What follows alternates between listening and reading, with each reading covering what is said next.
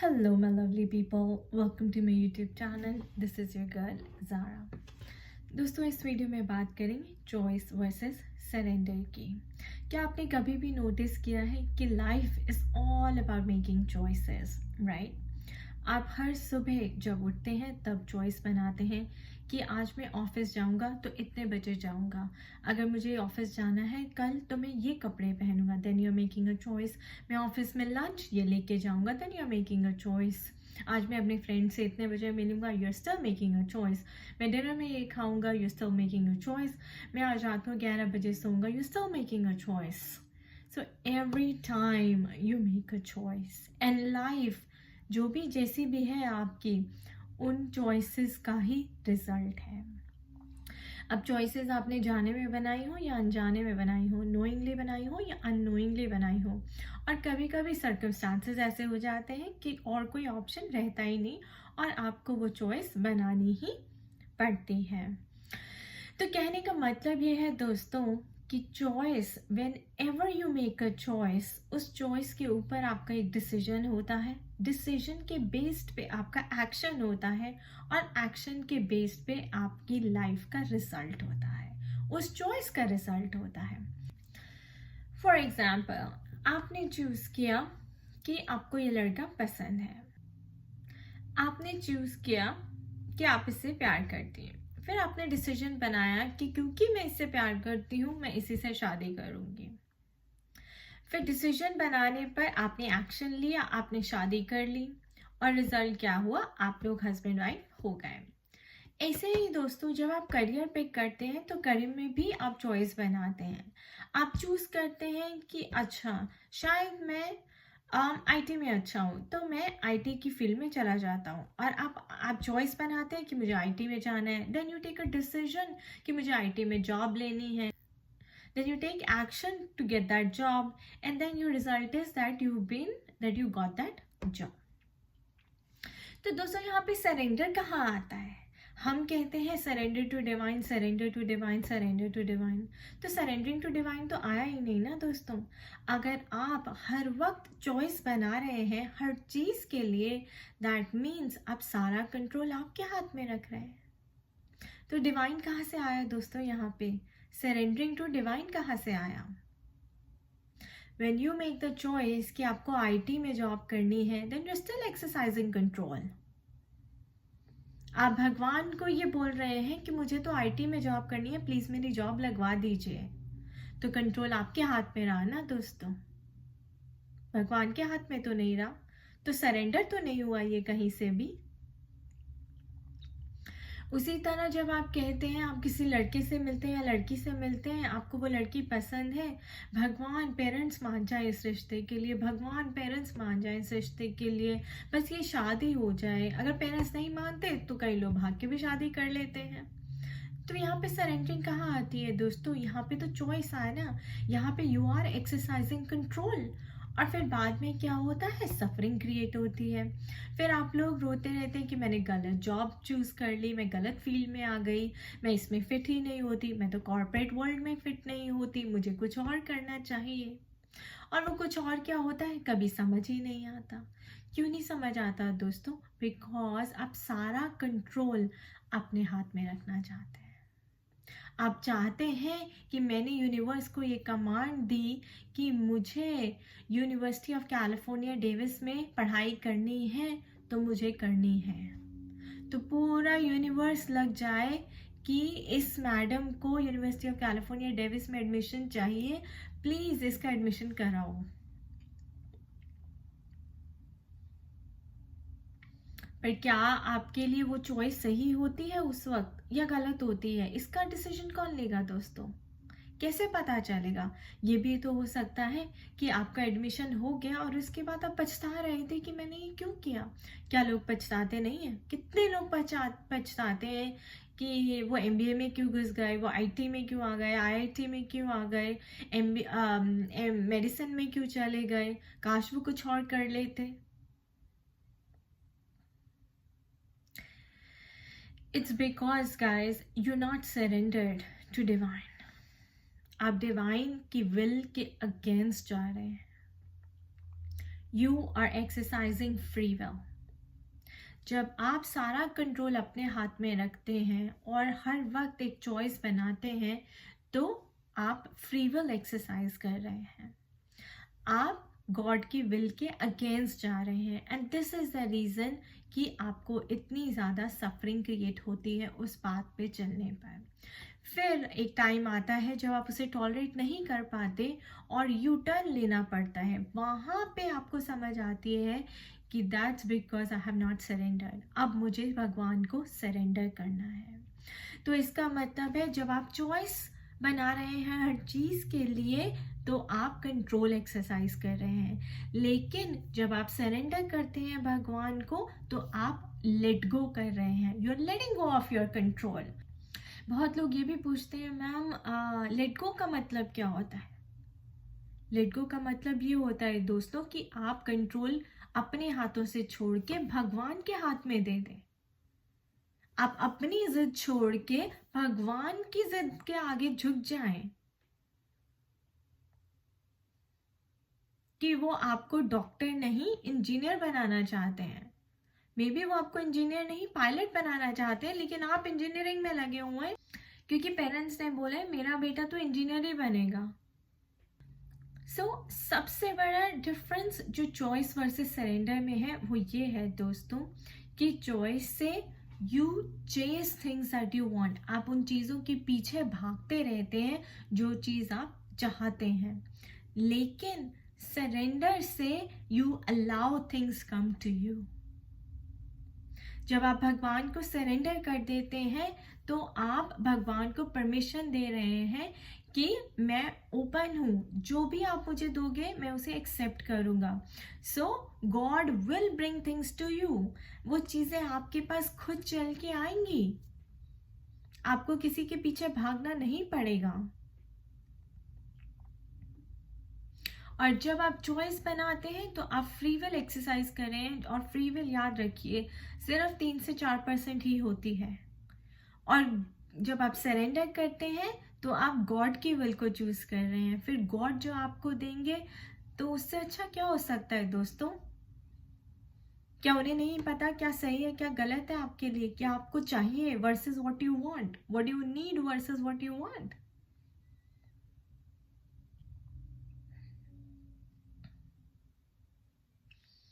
और जब आप चॉइस बनाते रहते हैं that means you are living in a state of resistance, denial. याद रखिए, आपने कभी नोटिस किया है कि आपको कई बार कुछ भी करना हो तो 2 अपॉर्चुनिटीज मिलती हैं और भगवान कहता है ये ले लो या फिर ये ले लो।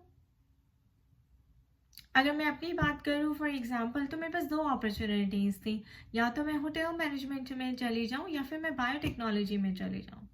And I choose biotechnology. ये भी तो हो सकता है कि होटल मैनेजमेंट गॉड की विल थी और मैंने वो नहीं ली, और शायद इसलिए बाद में मैंने सफ़र किया कि मैं सही लाइन में नहीं हूँ। And I use to complain always कि मुझे लोग अच्छे नहीं मिलते, मैं बायोटेक में क्यों हूँ, मैं बड़ी नहीं हूँ, मैं समझदार हूँ, मैं पढ़ सकती हूँ, पर इसका मतलब ये तो नहीं कि मैं इसी के लिए बनी हूँ, क्योंकि मैं गॉड की विल के अगेंस्ट जा रही थी। बिकॉज एट दैट टाइम मैंने अपने आप को फिगर आउट नहीं किया था, अपने आप को डिस्कवर नहीं किया था कि मैं क्या हूँ और मैं कहाँ फिट होती हूँ। और मैं फ्री विल एक्सरसाइज करती रही, मैं अपनी चॉइस बनाती रही कि ठीक है अब मैं बायोटेक कर लेती हूँ, फिर मैं फॉरेंसिक साइंस करूँगी, फॉरेंसिक साइंस नहीं हुआ तो मैं आईटी कर लूँगी। बट मेरी सफरिंग तो कभी ख़त्म नहीं हुई दोस्तों।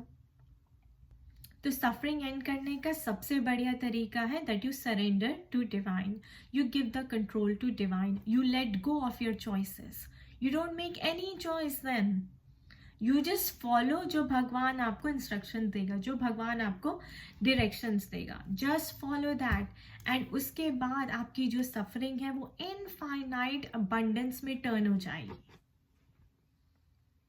आई रिपीट, इनफाइनाइट अबंडेंस में टर्न हो जाएगी। आपके पास इतना कुछ होगा करने के लिए, इतना कुछ होगा अचीव करने के लिए कि आपको समझ भी नहीं आएगी कि मैं क्या क्या करूं। जब भगवान देने पे आता है तो छप्पड़ फाड़ के देता है दोस्तों। That is the miracle of surrendering, that is the miracle of letting go, letting go of your power, letting go of your ego, letting go of your choices. मैं ईगो क्यों बोल रही हूँ दोस्तों? क्योंकि जब भी आप कुछ डिज़ायर करते हैं ना लाइफ में कि मुझे बड़ा घर चाहिए, मुझे बड़ी गाड़ी चाहिए, मैं इसमें खुश नहीं हूँ, मैं उसमें खुश नहीं हूँ, तो वो सब डिज़ायर्स आपकी ईगो से आते हैं। और याद रखिए, जहाँ ईगो आती है वहाँ पे you are edging God out. That means you are still not surrendered.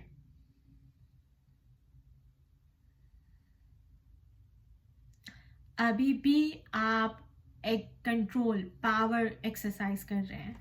क्योंकि जब आप कुछ डिजायर करते हैं और भगवान से मांगते रहते हैं, then you are still telling him to do this for you.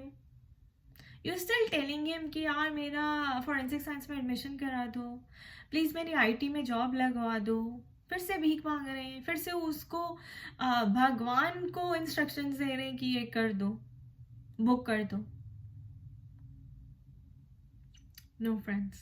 When you surrender, then you don't tell him what you want or what to do. Then you ask him. Ask God, what is the purpose of my life? What is my gift? What am I born to do? How can I serve myself and humanity with the best of my ability? फिर भगवान आपको directions देंगे, आपको instructions देंगे, and you just have to follow the path. It's that easy. And वो path आपको abundance की तरफ ही लेके जाएगा। Name, fame, success, victory, everything will be yours. तभी हम कहते हैं ask for it. Ask, don't tell him. अच्छा, लोगों को ये भी बहुत कंफ्यूजन होता है कि जब तुम कहते हो आस्क करो, लॉ ऑफ अट्रैक्शन अप्लाई करो। लॉ ऑफ अट्रैक्शन कि मुझे बड़ा घर चाहिए, मुझे बड़ी गाड़ी चाहिए, right? You are asking. Ask what do I need, ask what is best for me. इस 3D वर्ल्ड से ऊपर उठकर देखिए ना। Ask what can I do for the society.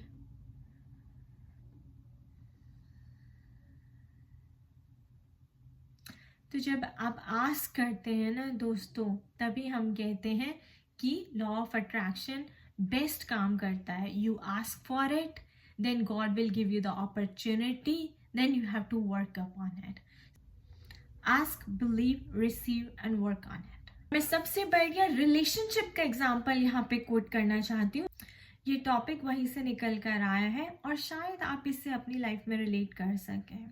पर मैं चाहती हूँ कि सिर्फ रिलेशनशिप के एरिया में नहीं, जॉब के एरिया में, अपनी पर्सनल लाइफ के एरिया में, हर जगह आप इसे अप्लाई करें और देखें कहाँ आप चॉइस बना रहे हैं, कंट्रोल एक्सरसाइज कर रहे हैं, और कहाँ आप सरेंडर हैं, आप डिवाइन की इंस्ट्रक्शंस को फॉलो कर रहे हैं।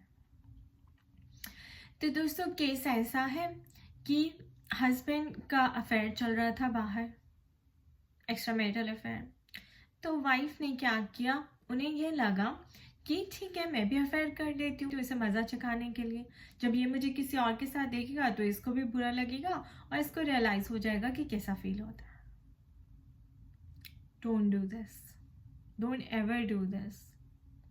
आप इतने उसके नीचे लेवल पे गिर जाएंगे, आपको अपने आप से नफरत होने लगेगी, आपकी अपनी आत्मा आपसे अलग हो जाएगी। तो दोस्तों फिर क्या रह जाता है? Guilt, shame, fear. क्यों?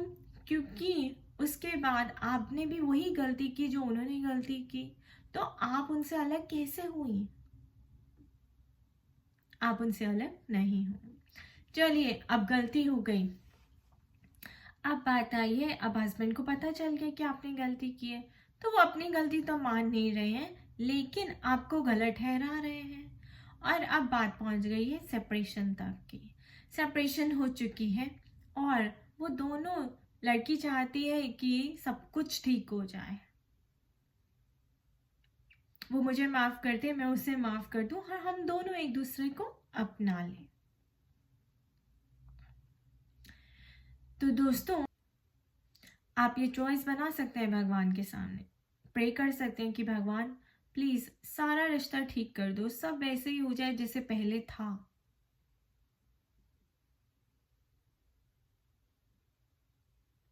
लेकिन क्या होता है दोस्तों, डिसीजन कौन बनाएगा? भगवान। आप चॉइस बना सकते हैं, लेकिन डिसीजन भगवान का ही होगा। ये भी तो सोचिए कि डिसीजन अगर भगवान का होगा, हो सकता है कि वो आपको ये लेसन दिखाना चाह रहा था, ये लेसन सिखाना चाह रहा था आपको इस रिश्ते से, कि बदला लेना, रिवेंज लेना कितनी गलत बात है, क्योंकि आप उसी के लेवल पे नीचे गिर जाते हैं और फिर आपके भी कर्मों का वही हिसाब किताब रह जाता है जो सामने वाले का है। तो दोस्तों, मैंने उन्हें कहा आप सरेंडर कर दीजिए। सरेंडर करने का मतलब है यहाँ पे अब डिवोर्स होगा या नहीं होगा भगवान का डिसीजन है, या कोई और आएगा उसकी लाइफ में, भगवान का डिसीजन है। अब सरेंडरिंग करने से दो चीजें हुई हैं दोस्तों। एक, उनकी लाइफ में इमीडिएट पीस आ गया है, क्योंकि अब उनको ये टेंशन नहीं है कि मुझे डिवोर्स लेना है, मुझे सेपरेट होना है, मेरी लाइफ कैसे चलेगी, बिकॉज शी सरेंडर। तो अगर भगवान कहेंगे डिवोर्स, तो वो डिवोर्स एक्सेप्ट करेंगी और ये उम्मीद रखेंगे कि भगवान ने उनके लिए और भी अच्छा सोचा है और ये शायद उनके अच्छे के लिए ही हुआ है। लेकिन अगर वो चॉइस बना के रखें कि सब ठीक हो जाए, सब ठीक हो जाए, तो देखिए दोस्तों, वो प्रेजेंट मोमेंट में भी सफ़र ही करती रहेंगी, बिकॉज वो she is constantly waiting for something to get settled. But when you surrender, it brings immediate and infinite peace. Then you come into a mode of acceptance. अब आपको भागना नहीं पड़ता, अब भगवान आपको डिसीजन खुद बताएंगे। You just sit back and let it come to you. That is the power of surrendering. That is the miracle of surrendering. जब आप गॉड की विल के साथ चलते हैं तो आपकी सारी सफरिंग हटा देते हैं, सारी सफरिंग खुद ही अब्सॉर्ब कर लेते हैं, and it gives you peace, because whatever will happen for the highest good of all. जो हो रहा है अच्छे के लिए हो रहा है, जो होता है अच्छे के लिए होता है, ऐसा गीता में लिखा है, उसे फॉलो करें। ठीक है दोस्तों, तो अब आपको power of choice versus power of surrender समझ आया? अगर आया तो प्लीज़ इसको अपनी लाइफ में अप्लाई करें, and instead of making a choice, actually if you still have to make a choice, then make a choice that I surrender to God today. मैं ये चॉइस बनाती हूँ, मैं ये चूज करती हूँ कि मैं भगवान को सरेंडर करती हूँ, और जो वो मुझे इंस्ट्रक्शंस देंगे, डायरेक्शंस देंगे, मैं वो आंख बंद करके फॉलो करूँगी। So my choice is to honor the intention of God. My choice is to serve God. My choice is to follow the instructions of God. My choice is to walk the path that God has chosen for me. That should be your affirmation. All right. Thank you for watching this video. I wish you all the best. खुश रहिए, मस्त रहिए, स्वस्थ रहिए. Bye bye.